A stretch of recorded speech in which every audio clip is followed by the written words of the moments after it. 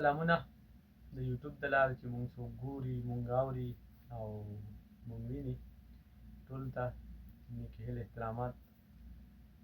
قدرمنو، تاسو ته پته ده چې مونږ یوه سلسله شروع کړې وه او هغه شخصیات، هغه لیکوالان، پوهان چې هغو د پښتو لپاره خپل خدمات کړی دی، که هغه اوس په دنیا کې شته نه خو د هغو خدمات شته، د هغو خدمات ژوندي دي، که هغه زموږ شاعران دي، که هغه زموږ لیکوالان دي، که هغه زموږ بهادران دي. نو د هغوی په ژوند باندې دا یوه سلسله مونږ شروع کړې وه. په هغه کې مونږ دوه شخصیات، خوشحال بابا او غني خان بابا، د ژوند باندې یو څو لنډې تنګې خبرې کړې وې. نو هغه سلسله کې به نن مونږ خبره کوو د رحمان بابا. رحمان بابا یو داسې شاعر، یو صوفي شاعر، یو ملنګ شاعر، یو درویش، او داسې شعرونه وایي هغه چې زمونږه چې څومره مذهبي خلک دی، علما دي، نو هغوی وایي چې یاره رحمان بابا چې دی دوی یو حدیث راغستی دی، هغه په پښتو کې ترجمه کړی دی او د شعر رنګ یې ورله ورکړی دی. داسې ډېر د قرآن آیات داسې دي چې هغه مطلب د رحمان بابا شعر چې دی د قرآن آیات ترجمه ده. داسې ډېر شعرونه هغه ویلي دي.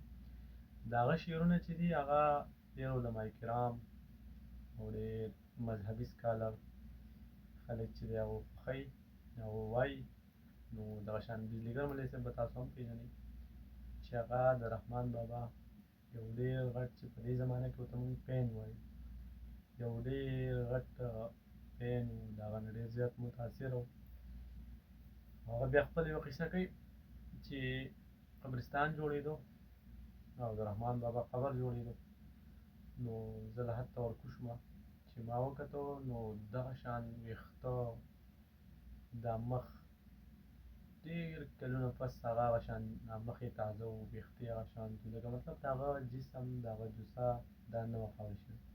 نو په دغه شخصیت باندې خبرې کول خو مناسب نه ګڼم، بیا هم یو فرض ګڼمه د خپل حق په پښتو چې تاسو ته خپل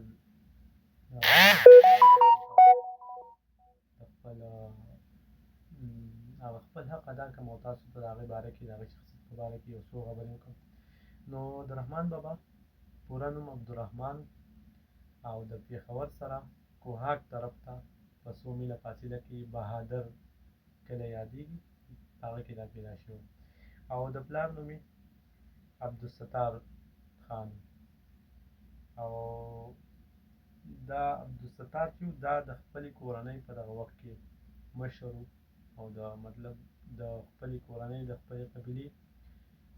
تاسو ته یاد وي چې رحمان بابا چې دی دا په قبیله باندې، دا په قوم باندې مومند و، او عبدالستار خان کوم چې د رحمان بابا والد صاحب و، هغه د خپل قوم یعنې د مومندو د قبیلې مشر و.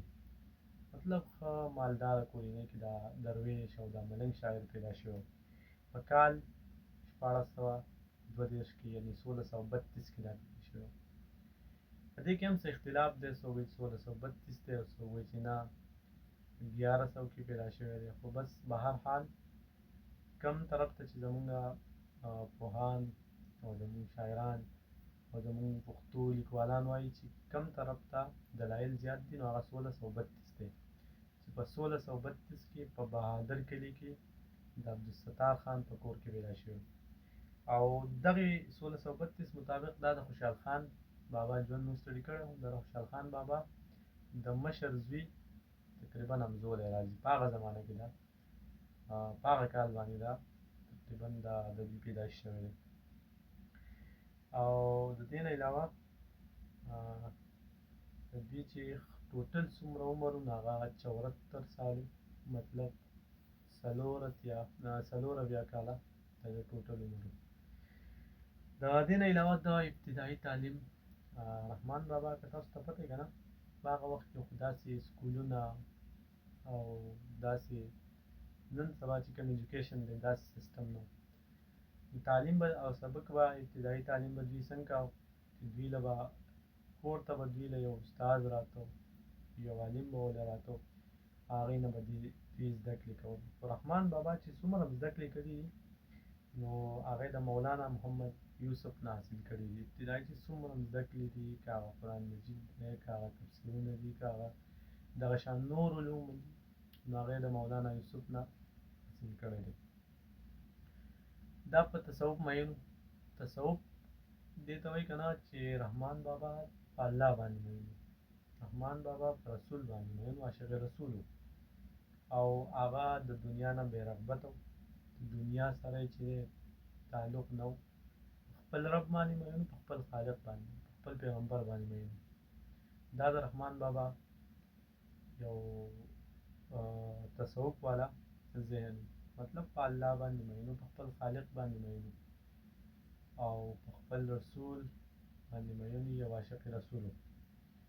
د دنیا نه ډېر زیات لرې و، ډېر بې رغبته و. صحیح ده. او د بعضو روایتو مطابق چې خوشحال بابا چې دی دا رحمان بابا چې دی دا د یو واده هم کړی و، بیا یوه لور پاته شوې وه او یو یې زوی و. هغه زوی چې و هغه وفات شوی و، لکه د هغه بیا واده نه مخکې په ماشوموالي کې هغه وفات شوی و. لور چې وه هغه بیا واده شوله، نو د هغه سایډ نه د رحمان بابا لمسي هم شته. بعضې روایات، بعضې دلیلونه داسې وایي چې د رحمان بابا واده کړی و او یو یې زوی و، یو یې لور وه. زوی چې و هغه وفات شوی و په ماشومتوب کې، او لور یې چې وه هغه ژوندۍ وه، هغه بیا واده شوه. د هغه سایډ نه د لور د سایډه د رحمان بابا لمسي هم و. ټیک ده.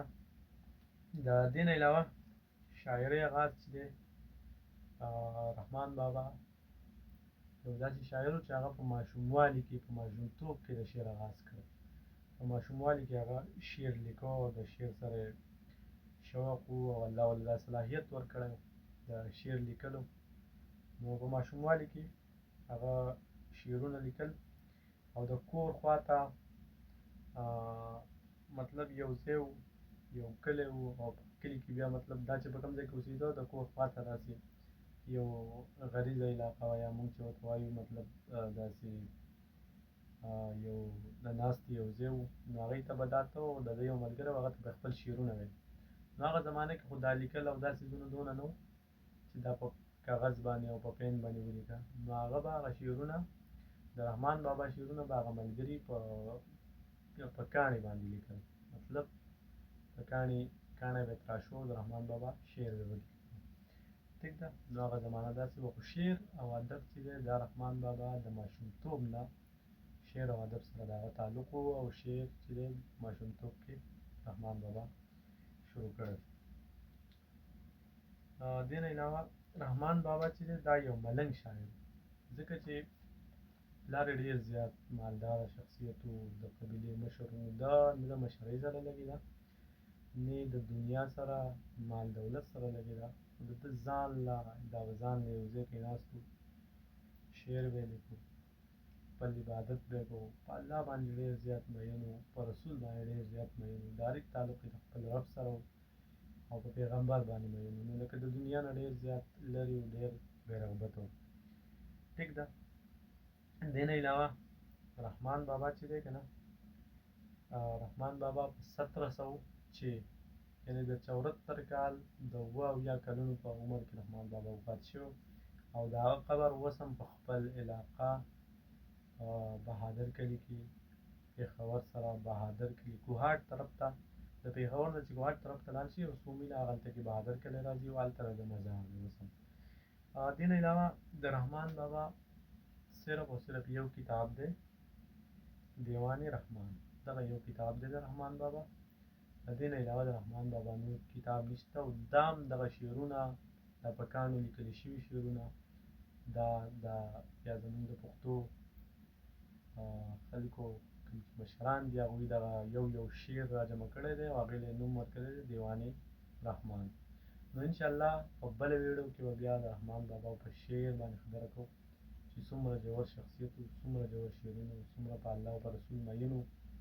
انشاءالله هغه به په بله ویډیو کې بیا تاسو سره وړاندې کوم. الله پامان.